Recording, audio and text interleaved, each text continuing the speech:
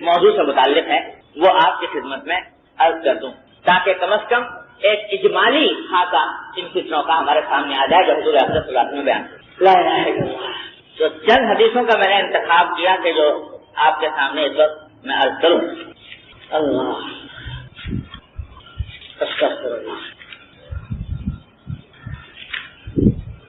ایک تو پہلے حدیث سنا دوں ایک ایسی جس میں حضور اقدس صلی اللہ علیہ وسلم نے 72 باتیں بتائی ہیں فتنے کے دور وہ آپ محض سنتے جائیے اور اپنے ماحول پر اپنے جلد و پیش پر سچ جائزہ لیتے جائیے کہ حضور کیا فرما رہے ہیں اور ہمارے جلد و پیش میں کیا ہو رہا ہے۔ حضرت حذیفہ رضی اللہ تعالیٰ عنہ سے روایت ہے کہ 72 چیزیں کہ حضور اقدس صلی اللہ علیہ وسلم نے فرمایا کہ قیامت کے قریب 72 باتیں پیش آئیں گی۔ کیا؟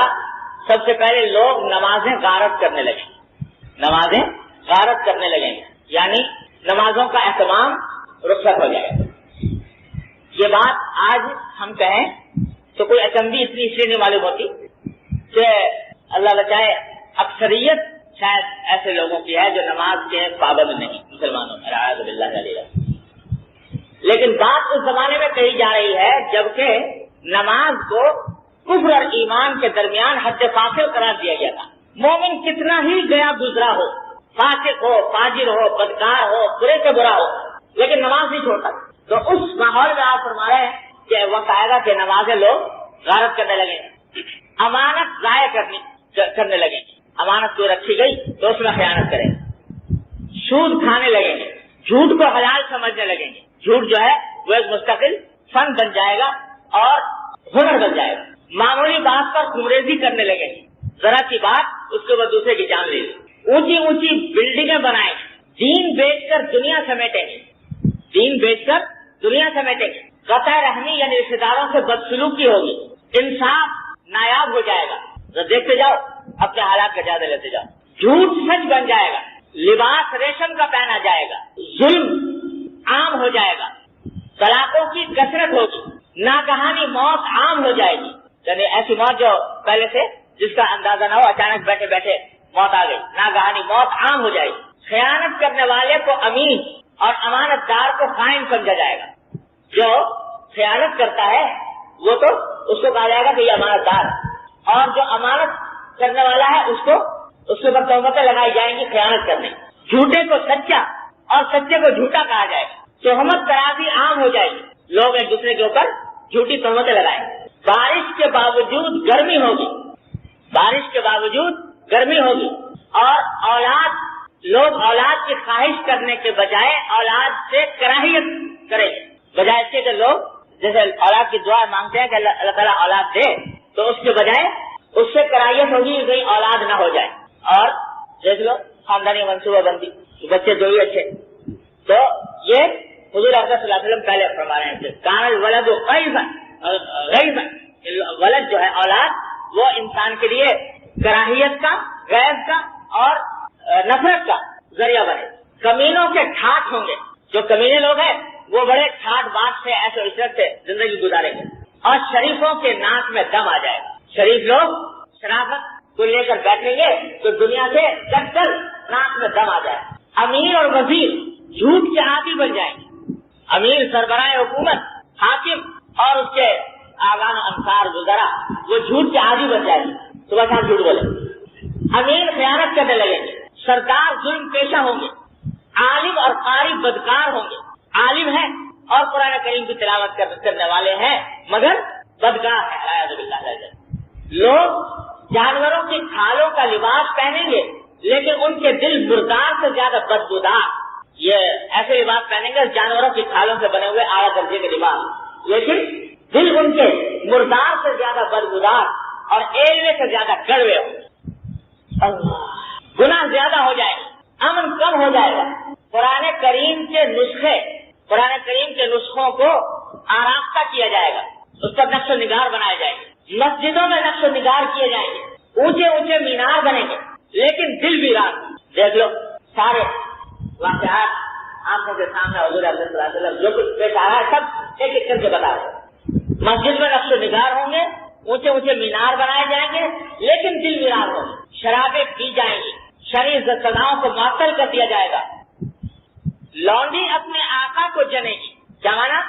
کہ بیٹی ماں کے اوپر حکمرانی کرے گی، یعنی بیٹی ماں کے ساتھ ایسا سلوک کرے گی جیسے آقا اپنی کنیز کے ساتھ لونڈی کے ساتھ سلوک کرتا ہے.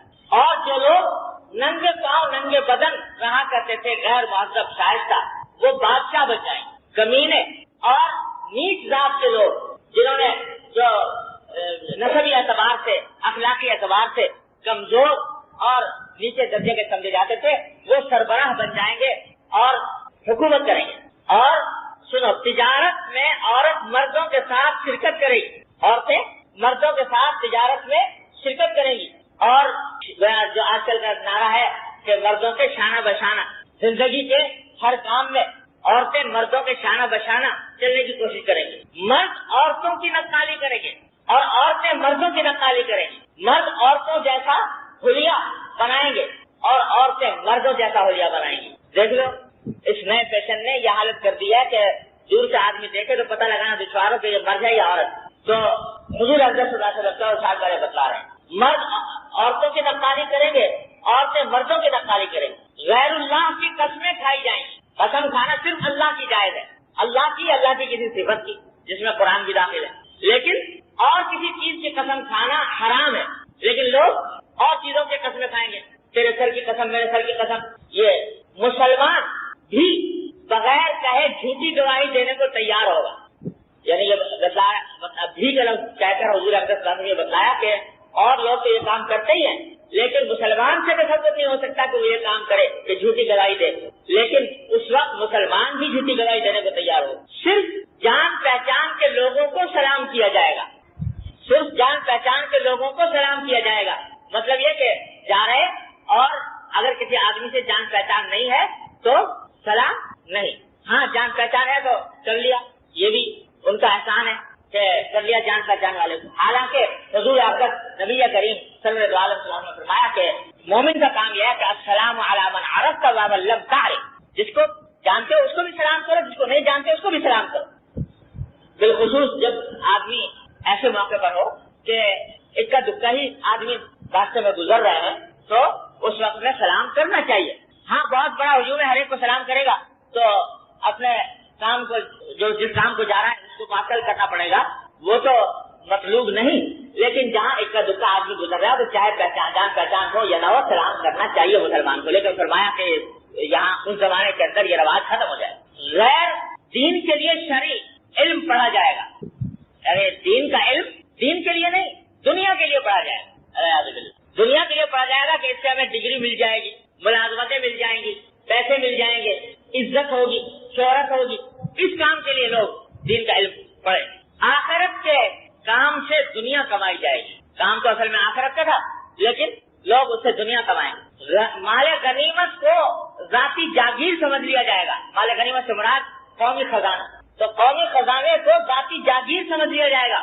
اب لوگ اپنی دولت قرار دے دیں گے اور اس کے ساتھ اپنی دولت کا معاملہ کریں. اور امانت کو لوٹ کا مال سمجھا جائے گا. کسی نے اگر امانت رکھوا دی تو سمجھو کہ یہ لوٹ کا مال حاصل ہوگا. زکات کو جرمانہ سمجھا جائے گا کہ زکات کیوں نکالیں، یہ جرمانہ سمجھیں گے لوگ. سب سے رذیل آدمی قوم کا لیڈر قائد بنے گا. یعنی قوم میں جو سب سے زیادہ بد خصلت رذیل انسان ہے اس کو لوگ اپنا ہیرو، اپنا قائد، اپنا لیڈر، اپنا سربراہ بنا دیں گے. اور آدمی اپنی باپ کی نافرمانی کرے گا، ماں سے بدسلوکی کرے گا، دوست کو نقصان پہنچانے سے گریز نہیں کرے گا اور بیوی کی اطاعت کرے گا. بدکاروں کی آوازیں مسجدوں میں بلند ہوں گی. گانے والی عورتوں کی تعظیم و تکریم کی جائے گی. جو عورتیں گانے کا پیشہ کرنے والی ہیں ان کی تعظیم و تکریم کی جائے گی، ان کو بلند مرتبہ دیا جائے گا. اور گانے کا سامان، گانے بجانے کا، موسیقی کے آلات، گانے بجانے کا سامان سنبھال کر رکھا جائے گا اہتمام کے ساتھ. سرے راہ شرابیں پی جائیں گی. ظلم کو فخر سمجھا جائے گا. انصاف بکنے لگے گا. عدالتوں میں انصاف بکنے لگے گا کہ لوگ جو ہے انصاف خریدیں گے اور فیصلے خریدیں. پولیس والوں کی کثرت ہو جائے گی. قرآن کو نغمہ سرائی کا ذریعہ بنا لیا جائے گا. یعنی قرآن کی تلاوت وہ گویا الحمد باللہ موسیقی کے بدلے میں قرآن کی تلاوت تلاوت اس لیے کی جائے گی تاکہ اس سے الیاذ باللہ ترنم کا محض حق حاصل ہو، مزہ آئے، قرآن کی دعوت کے لیے نہیں، قرآن کے پیغام کے لیے نہیں، قرآن کے معنی کے لیے نہیں، قرآن کی عظمت کے لیے نہیں، بلکہ محض ترنم کی خاطر قرآن کو پڑھا اور سنا جائے گا۔ درندوں کی کھال استعمال کی جائے گی۔ امت کے آخری لوگ اپنے سے پہلے لوگوں کو لعن طعن کریں گے، یعنی ان کے اوپر تنقیدیں ہوں گی، جناب ہمارے جو اخلاق ہے ان کے اوپر اعتماد کرنے کے بجائے ان کے اوپر تنقیدیں کی جائیں گی، لعن طعن کیا جائے گا کہ انہوں نے یہ بات غلط کہی اور یہ طریقہ غلط اختیار کی۔ اب دیکھو آج ایک پوری مخلوق ہے جو صحابہ کرام رضی اللہ تعالیٰ عنہ اجمعین کی شان میں گستاخیاں کر رہی ہے، ایک پوری مخلوق ہے جو ائمہ کرام جن کے ذریعے دین ہم تک پہنچا ان کی شان میں گستاخیاں کر رہی ہے، ان کو بیوقوف بنا رہی ہے کہ وہ قرآن کو نہیں سمجھے، حدیث کو نہیں سمجھے، دین کو نہیں سمجھے۔ آج ہم جو تشریح کر رہے ہیں وہ درست، تو فرمایا کہ یہ علامتیں ہوں گی اور جب یہ علامتیں ظاہر ہوں تو انتظار کرو کہ یا کوئی سرخ آندھی آ جائے اللہ کی طرف، یا زلزلے آ جائیں، لوگوں کی صورتیں بگڑ جائیں، آسمان سے پتھر برسیں، یا اللہ تبارک و تعالیٰ کا کوئی اور عذاب آئے۔ یہ 72 صفات حضور اکرم صلی اللہ علیہ وسلم نے ایک حدیث میں بیان فرمائی۔ اب آپ ان میں سے ایک ایک کا جائزہ لے کر دیکھ لیجیے کہ کس طریقے سے یہ حضور اکرم صلی اللہ علیہ وسلم کی باتیں کس طرح پوری ہو رہی ہیں۔